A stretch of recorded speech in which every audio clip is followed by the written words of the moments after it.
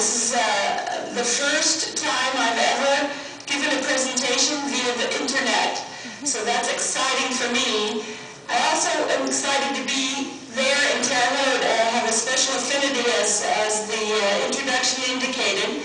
I grew up on South 6th Street and went to school at Terre South, and my father was a professor at Indiana State University. He's now retired and resides in Terre. So I very much have an affinity, and I feel very much at home, even though I'm sitting here in New Delhi. This is the second time in the last year that I have addressed Indian American organization, and I have to tell you, it's a thrill for me.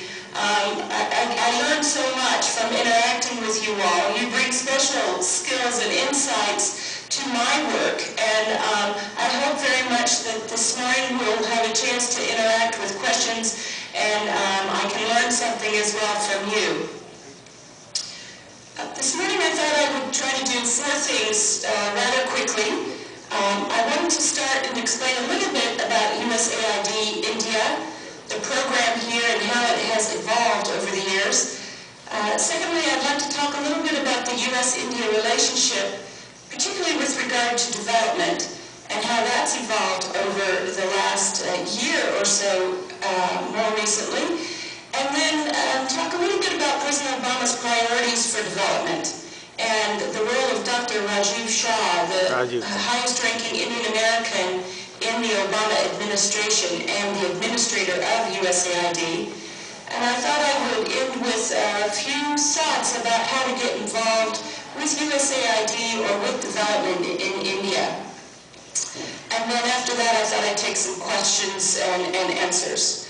So just to start, for those of you who don't know, USAID, the United States Agency for International Development, has been working in India since 1951. In fact, next year we're going to celebrate 60 years working together with Indians for Indians. During that time, we've invested about $15 billion in India's development. We began with emergency food aid in 1951, and the decades that followed, we moved to invest in infrastructure, roads and power plants, schools and hospitals. We moved from that to invest in capacity building and institution strengthening. And today, much of our assistance focuses on providing technical assistance and technology transfer.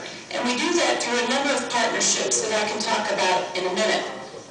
In terms of the areas or the sectors that we work in, over the course of the last 60 years, we've worked in almost every sector, quite frankly. Education has been a steady sector that we have focused in. In the past, we have focused a fair amount on microfinance and microfinance institutions. We are focused in water and health and energy and agriculture and governance.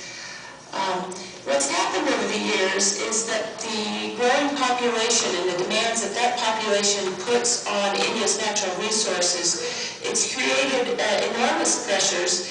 And as you can see from the statistics, those of you who know a lot about India and India's development, there's still over 800 million people living on less than $2 a day. So we have concluded that in order to accelerate the development and really make a difference in the lives of those 800 million people, we have to innovate. And we have to develop new technologies, whether they're systems or business practices or approaches or gadgets. We really need to innovate and use new technologies to address old problems, persistent problems, because our goal is to help the world achieve the Millennium Development Goals, and those goals cannot be reached without India. India is just so large and so important. At a number of levels, the world needs India.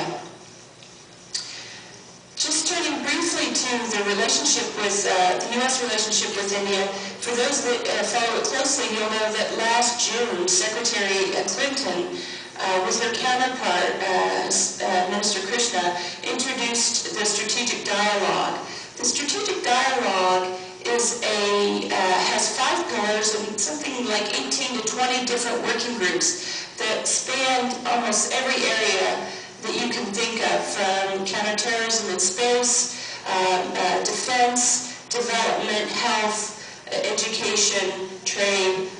Almost everything you can think of is, there are working groups where the two governments and sometimes businesses and sometimes other organizations engaged in trying to address issues and problems to try to bring the two countries together to address global issues. Last November, the Prime Minister was the guest of honor at President Obama's first state dinner. That is a real indicator of the growing importance of India to the United States. President Obama, in fact, will talk about the relationship with India as an indispensable partnership for the 21st century, and he very much means that. You can see it in the actions. Last September, just last month, USAID signed 6 partnership agreements with the government of India. 4 of those agreements were in areas that we have not worked with the government of India in the last 20 years. By definition, that means that we will be working very closely with the government of India to try to address and help them address some of the root causes of the state of development in India. President Obama has indicated that he will visit India at the beginning of November, and we are all very, very excited and preparing to receive him. It's a historic visit in the sense that he plans to spend 4 days in India, and that's longer than he's spent in any other country since his administration began. So it's a very exciting, very important indicators for the growing importance and the growing relationship between U.S. And India. With regard to development, we see the relationship changing. We see it moving away from a traditional donor and recipient relationship to really one much more of a peer-to-peer relationship with India. We look to partner with India and to capitalize on its own development experience, and to work with the Indians to transfer their know-how and their technology that's been developed here, to other developing countries. The strategic dialogue is all about partnerships. We have a number of new agreements under the strategic dialogue, and a number of those agreements reflect President Obama's priorities for development. For those of you that follow development closely, you'll know that last month President Obama gave a groundbreaking speech at the United Nations General Assembly. It was the first ever development policy speech. He laid out his vision for development and the role of development in tackling these global issues. He also put development on par with defense and diplomacy in the foreign policy arena. Parallel to that announcement and that first ever development policy that was announced by President Obama are a set of reforms that the USAID administrator, Dr. Rajiv Shah, has introduced into USAID. And what he's trying to do is he's trying to really reform and modernize USAID and to strengthen its ability to work with others and to be able to tackle these global issues. So, for example, there are a series of procurement reforms that are beginning to be instituted within USAID. Dr. Shah wants to make it easier for a wide number and kind of partners to compete for and win grants and contracts with USAID. He also wants it to make it easier for people to develop partnerships. So there's all different kinds of partnerships and alliances that can be developed. Through contracts and grants, that's one way, but there are lots of other ways. When we talk about public-private partnerships and development alliances, what we're really talking about is where the business interests intersect the development interests. The business objectives intersect the development objectives. And at that nexus is where a partnership is formed. And